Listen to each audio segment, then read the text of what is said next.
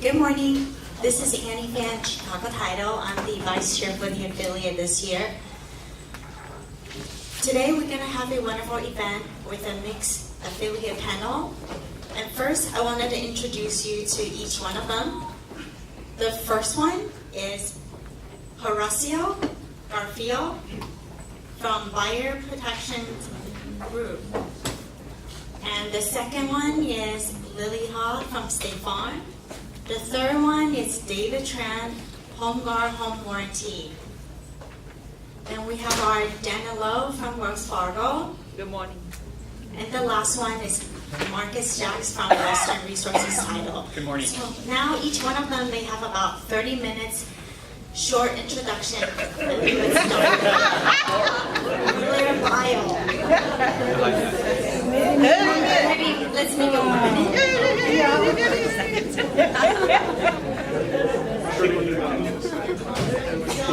I'll make it quick and I'll give a pattern for everything. Marcus Jock with Western Resources Title. I'm going into my 12th year of working in title insurance. I love it.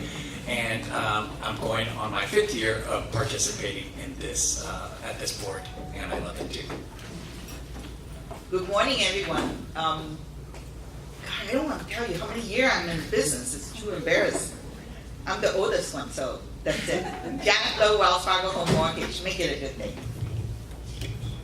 Good morning, David Tran. I don't have much to say about my age, but I've been here long enough that I'm still happy to be sitting up here. Thank you. Good morning, everyone. Lily Hall with State Farm Insurance. Been in business around 3 years. Very, very happy with the industry. All I know is that sometimes even when you're new in the business, there's always so much opportunity. So even though there's a lot of insurance companies, there's still a lot of opportunities. Been here for 3 years and been with the board for 3 years. So with this organization, thank you. I'm Horatio with BPG Inspections. I've been an inspector for about 6 years now, going into 7. With this board about a year now. I just wanted to thank you for making me feel welcome and, putting in my little grade here, trying to help out grow this industry. And I'm also very thankful to everybody that, has helped me through the years also. Has realtors and also, inspectors out there. I don't know, what else do I say? I think that's okay. Thank you so much for the introduction. Let's start with my dear friend Marcus. First question, when is title insurance called for? This is a very interesting question. It seems like it would be logical, but there are only 2 times that title insurance is called for, and that would be for full value transfer between parties, full value transfer with escrow, and whenever you're securing a loan to the property. So it would be through financing on a purchase or refinancing. Those are the 2 times that title are called for. And of course, if title is going to be called for, then escrow is going to be called for as well. The reason I get this asked all the time is because we have situations where uninsured grantees come up in terms of the title chain. People have passed the title on to somebody else, and that constitutes what is known as an uninsured grantee, because there was no title, there was no search, there was nothing to secure. So it's always important to understand when title is called for. Some people think, well, if I'm going to be passing the property on to my child, can I get title insurance for that? No, not necessarily. You can't. There's other ways that you can secure it, but we'll talk about that later. So those are the only 2 times. Next is for Janet. Get credit approval, the loan, before taking client out to see the property. First half of the loan already done, pending purchase contract, appraisal, and property insurance. What I mean here is, any of you have a transaction, or any of you participate in transactions? How come no hands say so? Everybody, it should be everybody here, right? When you have a transaction, would you expect it to close? When you open up an escrow, you expect it to close? You do. So when you want escrow to close, do you, I would say the majority of the people when in this country, we buy property based on loan finance, right? So if you have cash, you can pay cash for it. There's no question to ask. This subject has not even come up.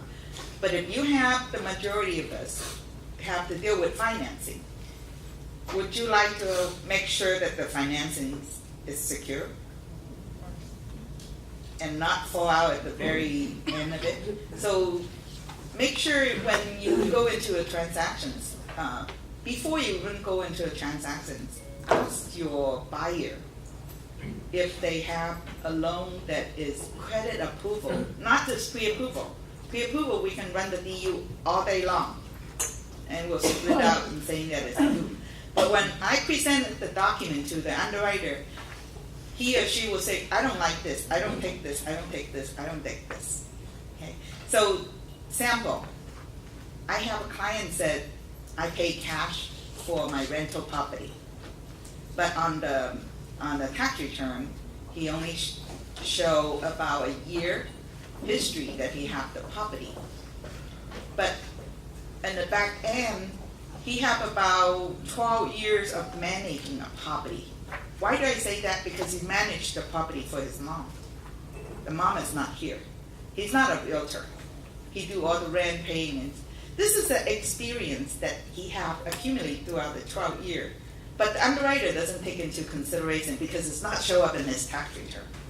So you have to be careful on those things. And then because of that, the income from the rental property cannot be counted as his income. It will make a big difference in your loan approval. Whatever I see, it doesn't mean the underwriter see the same way. So most of the time, I get into a fight with underwriter. Half of the day, I get into a fight with underwriter, and I have them pull out the underwriting guideline right in front of me, read it to me, so we can read it together. That's our lectures for the day. And sometimes I caught them right there. And they go, oh. I said, okay, that's the end of the story. Make a decision now. So that's how I deal with a transaction. I mean, I want to make sure whatever effort I put in, it's going to go to close, not fall out at the very end of it. Thank you, Janet. Here's a question for David. Is limited roof leak coverage available for condos and townhouse? Well, before I begin, I'd like to take a little disclaimer, just like lawyers does all the time. The information provided is for general purpose and reference. Home warranty plans and options are subject to change all the time from one company to another. All policies are company specific. Keep in mind when someone sets some rules, others may break them. It's called competition. Okay, here's the answer to that question. Roof coverage is generally offered as a separate option attached to the base plan and is available for single-family home less than 5,000 square feet. Recently, some warranty company began to offer roof coverage for duplex, triplex, and fourplex. Other than that, roof coverage is mostly off-limit to larger homes, apartments, and properties with HOA. Roof coverage is mainly designed for roof leak that is caused by rain and is limited to repairs only, not to exceed a stated amount, usually between $1,000 to $1,500 with most home warranty company policies. In most cases, the roof leak must be repairable and no replacement of any roofing material is required to be covered. The roof of any detached building away from the main unit is not included, such as garage or detached storage. Even with its limited coverage, yet every rainy season, many homeowners call their home warranty company to report roof leaks. As a result, many received repair services, many did not because their roof were beyond repair and require replacement. Also, many homeowners called just to discover that for some reason they had not included this valuable option in their policy. Thank you. Thank you. Lily, What does a homeowner insurance policy cover? Like David was saying, this is more like a general. So when it comes to homeowner insurance, it's the biggest purchase that your customer may be purchasing. So you want to make sure that you kind of have an idea of what it covers. There's 4 parts. First one is basically the house itself.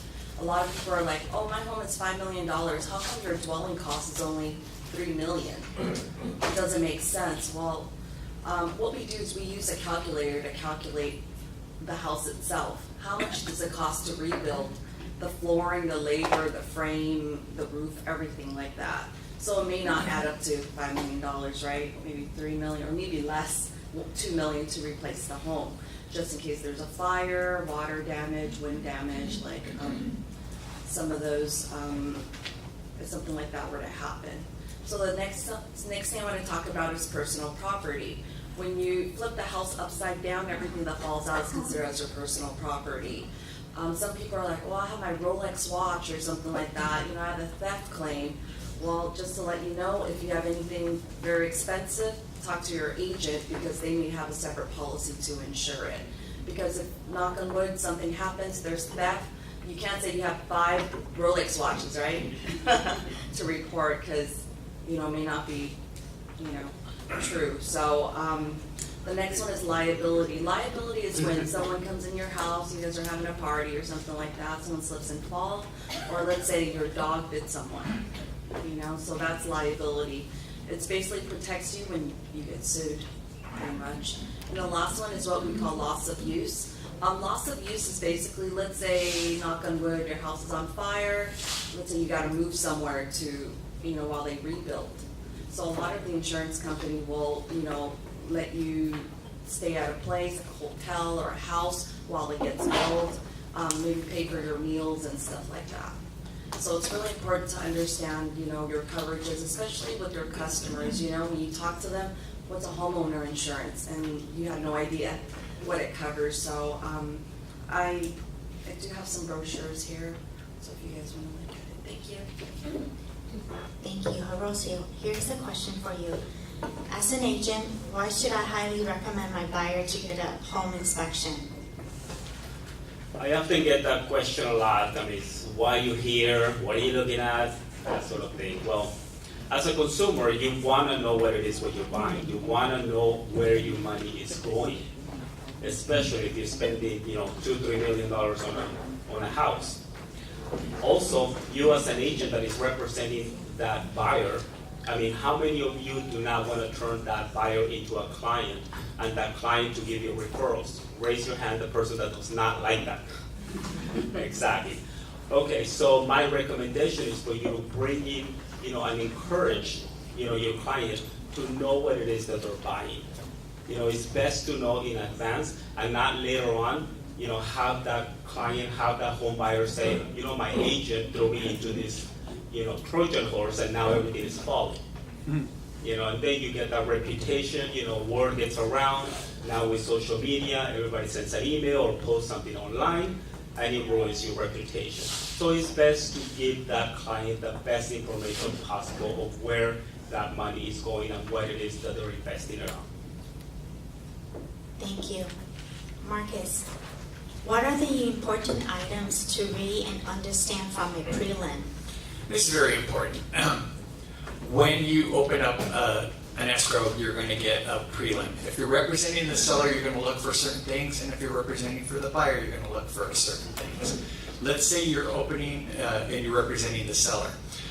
I always tell people the prelim is a report after the fact. You should know some things going in before that prelim is printed. And what I suggest you do is when you take a listing agreement, you ask your title person for a property profile with documents so that you can follow along and see the trajectory, and what I mean, the history, the title history, to see that there are things that have been transferred or there isn't anything that's on there. It'll give you plenty of information at the profile stage. Because when you sit with the client and they say, I think we might have liens, that's their way of telling you that they have liens, that they're possibly, or that we had a bankruptcy. Those things are going to show up on the prelim, but you want to get it from them. You want to know, you want to do some proactive work. I always tell people if there's personal liens, because there's two types of liens that attach to a prelim. Those are the signature liens, which are property specific, the ones that they signed for, and that are property specific, including mechanics liens and lis pendants. Those go onto the property, and you'll see them in the profile. The ones that you're not going to see are the ones that they have from creditors or from child support. Those are not going to show up until you have a prelim, and we're not going to be able to verify those until we have the statement of information. So I always say liens, personal liens, liens. Make sure that you have a property profile before the prelim is drafted, and that you understand how title has been transferred throughout, because if a lien can be taken care of, a personal lien can be taken care of much easier than, let's say, somebody moving or somebody dying and you finding yourself in a probate situation. So when you get the prelim, the first thing that you're going to want to make sure that you understand from a seller's point of view is that it is for the right property, that it shows the right property that you have. Then you want to look down and see what they owe. If they have any judgment liens that are on there, that it shows any judgments against them, then what you want to make sure is you want to encourage your seller to turn in a statement of information so that they can be verified, because you have a lot of common last names. So if it's so that you can get started with escrow to clear that. So here's another misconception. They say title clears things. We don't clear things. We report what needs to be cleared by escrow and the seller. Okay? Now, if you're looking at it from the buyer's perspective, this also comes into play. You want to make sure that your buyer, that the prelim that they're producing shows that they're going to contemplate giving you a policy that is a homeowner's policy. So the first thing you're going to look at from a buyer's perspective is that the policy that they're contemplating is giving you the most protection through a homeowner's protection. They're giving you homeowner's protection, one. Secondly, you're going to want to make sure that you understand the property that they're selling is as you understand it. In other words, is it fee simple or is it leased land? Is it a condo or is it a single family residence? Make sure that you understand that. Third, you would want to, from the buyer's perspective, you would want to make sure, say they're buying a property that has a big lot where they are intending to possibly build a pool or build something onto the property. You want to scrutinize the CC&Rs and scrutinize the covenant of the CC&Rs, and you want to scrutinize the easements to see that where they are intending to build a pool or a structure, they're not going to be crossing over a gas line easement, so that they know what they're getting, what comes with the property.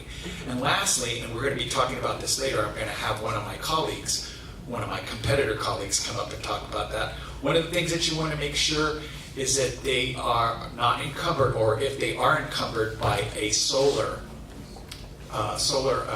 panels, by some sort of a solar agreement they have, because that can be kind of tricky.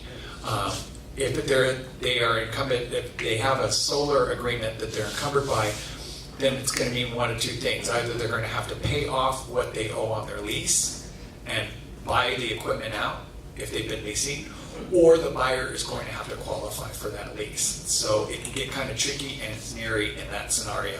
So those are the things that you want to look at. And of course, you always want to call your title professional way in advance. If you see something, read your prelims, please. Read your prelims and get your property profiles before you get your prelims.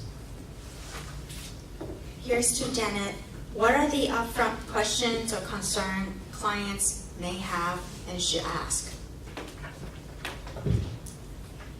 When I take the application, because I do mortgage, so I always go follow through as the application. Most of the time, I would say, let's back a little bit. I would say 99% of my loan is done through phone applications. A small part of it is internet applications, but internet application is very limited information you key in or your client key in. The vital information like a social, the birthday, it's not going to be in there. I have to call them to ask. So when I go through the loan application with the client, I ask all the detail that the application asks. I don't assume anything for them.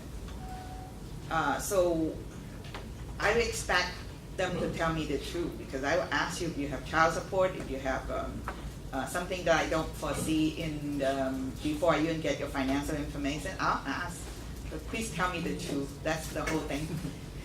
Sometimes they don't want to tell you. Maybe it's embarrassed for them. Maybe there was the darkest part of their life and they don't want to disclose it to you. But when it comes to financing, we can't hide. Everything is going to be on surface. So, just tell me the truth, that's all. David, here's a question. I heard you invented the 4 golden rules of home warranty. What are they? Well, first of all, I want to say all my life I have not invented anything. But for many times, I don't remember since when, I found out that I have very often repeat myself in many home warranty presentations, answering questions from consumers about the few fundamental rules they need to know prior to getting a home warranty plan for themselves. I came across 4 rules. They are not necessarily golden, but they are general rules that are applicable to most policy across the industry. Number 1 is home warranty plan make it very explicit that they do not cover pre-existing conditions. Number 2, the plans only cover specific major systems and major appliances that fail as a result of normal wear and tear. And number 3, plans usually cover items inside a home, but not outside the foundation and underground. Number 4, home warranty plans do not cover structural defects.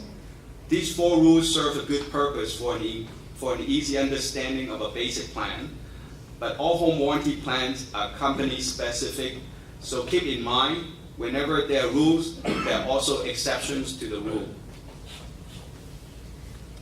Thank you. Thanks. Lily, what isn't covered by a homeowner insurance policy? This is pretty general. When it comes to homeowner insurance, flood's not covered and earthquake.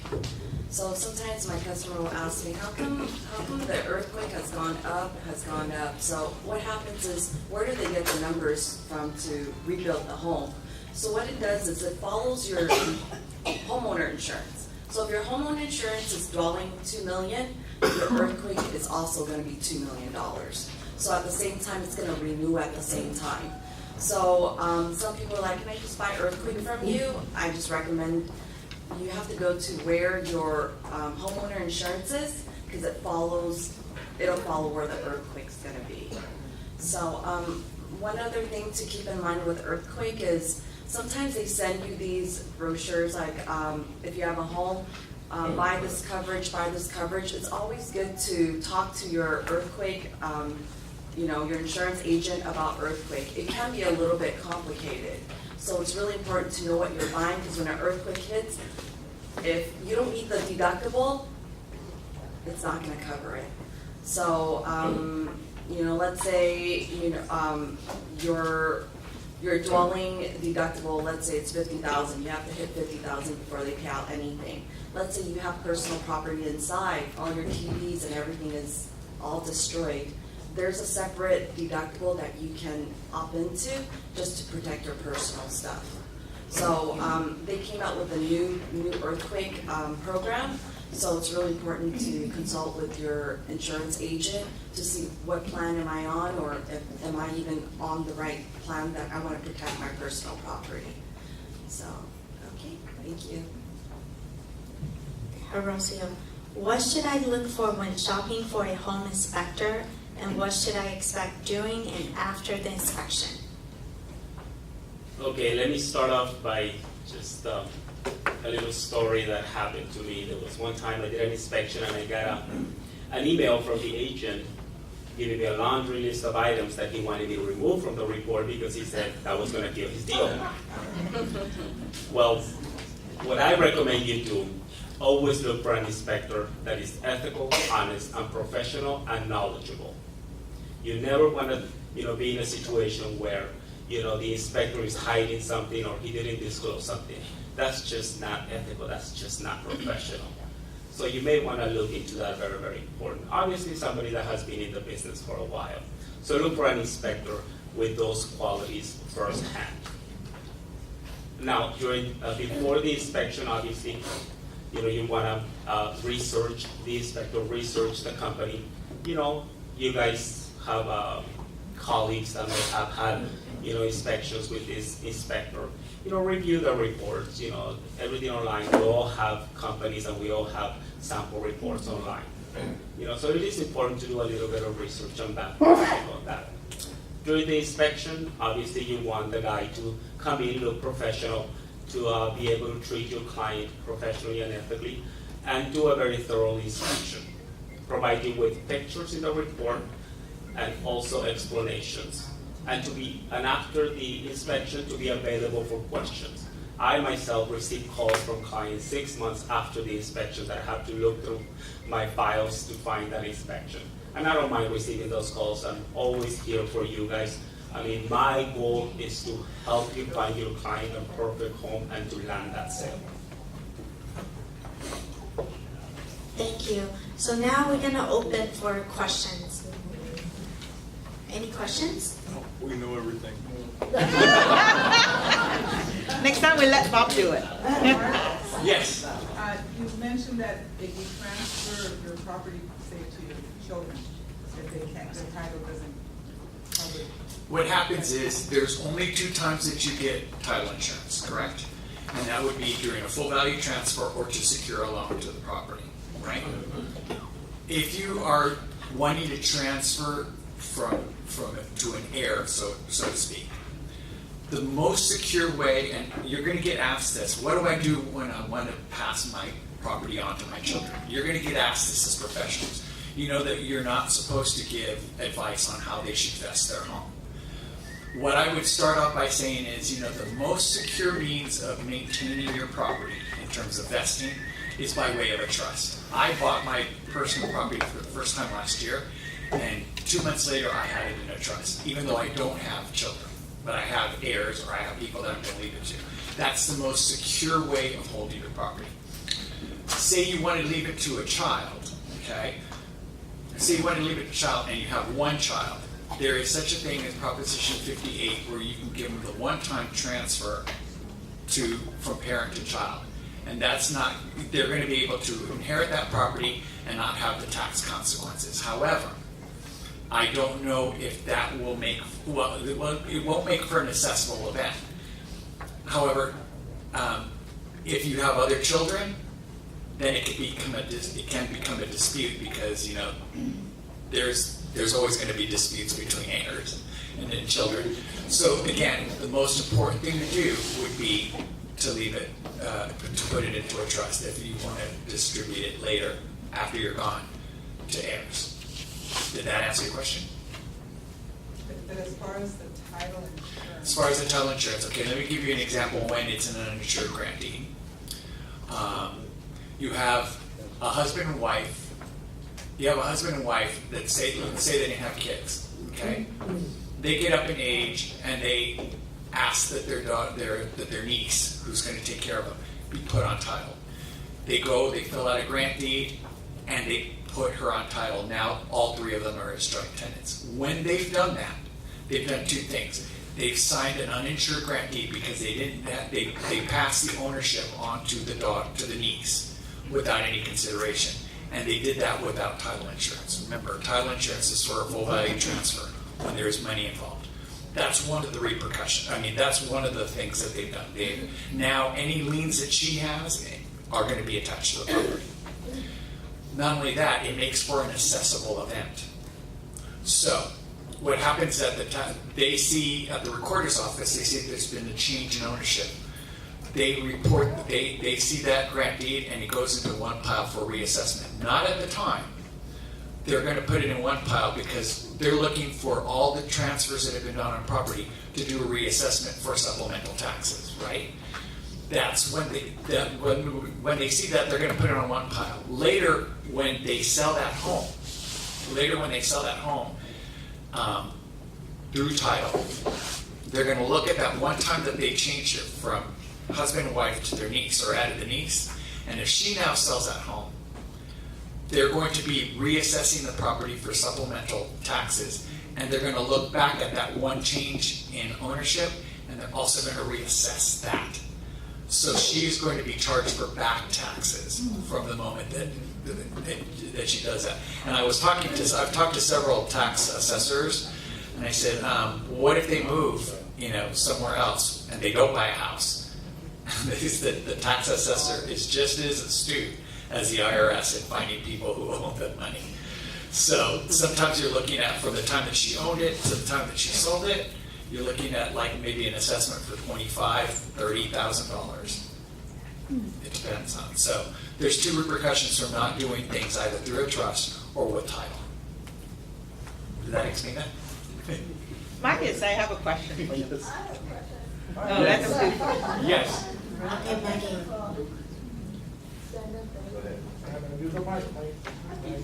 I have a question for David. You say you have 40 golden rules. Golden rule.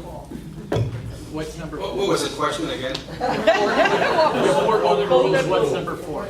Number 4? Yeah. What was the number 1? Okay, the 4 golden rules like this. The first one is only the 4. That's the fourth one. We don't cover structural defects. And let me detail a little bit. Structural defect means floor, wall, door, windows, chimney, any structural defect. Even if your bathtub is cracked, the home warranty company will not replace your bathtub because it's part of the structure. Like your swimming pool, a lot of people misunderstand. They said, I want pool coverage. There's no such thing called pool coverage. There's a pool equipment coverage. We only cover the little box next to the swimming pool. If your swimming pool is cracked, losing water, the lights dim, just hire me, I'll jump into the water and do those things. I mean, I can't swim, but Yes. Marcus, if I do an uninsured title to my son, I transfer, does that void the old insurance policy? If you do an uninsured grantee, it does. I mean, Title, sorry, can I clarify this? I'm sorry to interrupt. Title insurance doesn't insure the property. yes. It insures the name, the owner's vesting and interest estate of that property. And So if you change the ownership, your title insurance is void. yes, exactly. So you see what I'm saying? That's because people misconceive what title insurance is. When you're getting title insurance, you're securing the property for you. When you buy it, you're securing that anything that was encumbered by the person that you bought it from is covered. Okay, and that's made in your name. The minute, like Nancy says, when you pass it over ownership to your son, you voided that title policy. Okay, for things from the past. Marcus. Thank you so much. Due to the time limit, we have to wrap this up. Thank you. Please give a round